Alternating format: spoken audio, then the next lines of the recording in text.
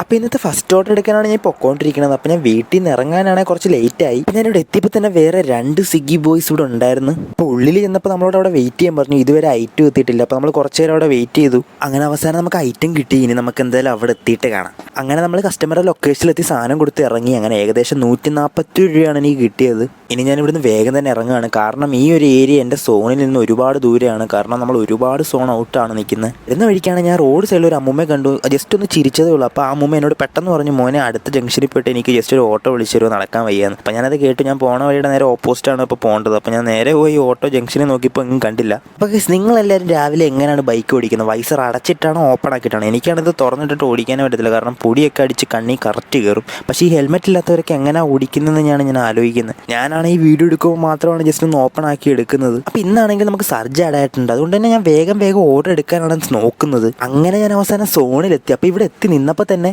എനിക്കൊരു ഓർഡർ അടിച്ചു. വേഗം ഞാൻ വന്ന് സാധനം പിക്ക് ചെയ്തു. അപ്പോൾ ഇന്ന് റോഡിലാണെങ്കിൽ വലിയ തിരക്കും കാര്യങ്ങളൊന്നും ഇല്ല, സൺഡേ ആയതുകൊണ്ട്. ബട്ട് വെയിലിൻ്റെ കാര്യത്തിലാണ് കുറച്ച് ബുദ്ധിമുട്ട്. ആ ഒരു ഓർഡർ കൊടുത്തപ്പോൾ നമുക്ക് ഏകദേശം 57 രൂപയാണ് കിട്ടിയത്. അപ്പോൾ ഇത് കണ്ടില്ലേ, 3 മണിക്കൂറിനടുത്തായിട്ട് ഞാൻ 3.5 ഓർഡർ ആയിട്ടേ ഉള്ളൂ. അപ്പോൾ ഭയങ്കര ശോകമാണ് ഇന്നത്തെ അവസ്ഥ. സർജ് കഴിയുന്നതിന് മുമ്പേ വേഗം ഓർഡർ അടിക്കാനാണ് ഞാൻ നോക്കുന്നത്. കുറേ കഴിഞ്ഞപ്പോൾ നമുക്ക് ഇതാ ഒരു ഓർഡർ കൂടെ അടിച്ചു. അപ്പോൾ വേഗം തന്നെ വന്ന് പിക്ക് ചെയ്ത് ഞാൻ വേഗം പൊക്കോണ്ടിരിക്കുകയാണ് അങ്ങോട്ട്.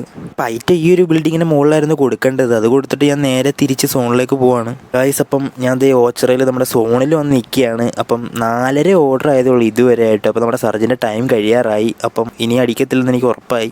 അപ്പം ഇനി എന്ത് ചെയ്യുമെന്ന് അറിയത്തില്ല. അടുത്ത സർജ് ആക്ടിവേറ്റ് ആണ് 7 മണിയാവണം. എനിക്കറിയായിരുന്നു സർജ് കഴിയുമ്പോൾ തന്നെ ഇതാ അടുത്ത ഓർഡർ അടിച്ചു. അപ്പോൾ നമ്മൾ ഐറ്റം കൊണ്ട് ഹൈവേ കൂടെ പൊക്കോണ്ടിരിക്കുമ്പോഴാണ് ഇതാ ഈ കാഴ്ച കണ്ടത്. എന്തോരം കണ്ടെയ്നറുകളാണ്, ഫുള്ള് വണ്ടികളാണ്. ഇത് ഇവിടെ ടൊയോട്ടയുടെ ഷോറൂമിലെ കാറുകളാണ് ഈ കൊണ്ടുവന്നേക്കുന്നത്. ഇതൊക്കെ വണ്ടി ഉണ്ടാവുമോ? നമുക്കൊരു ദിവസം വണ്ടിയൊക്കെ എടുക്കണമെന്ന് ആഗ്രഹമുണ്ട്. ഇവിടുത്തെ ഏകദേശം 92 രൂപയാണ് എനിക്ക് കിട്ടിയത്.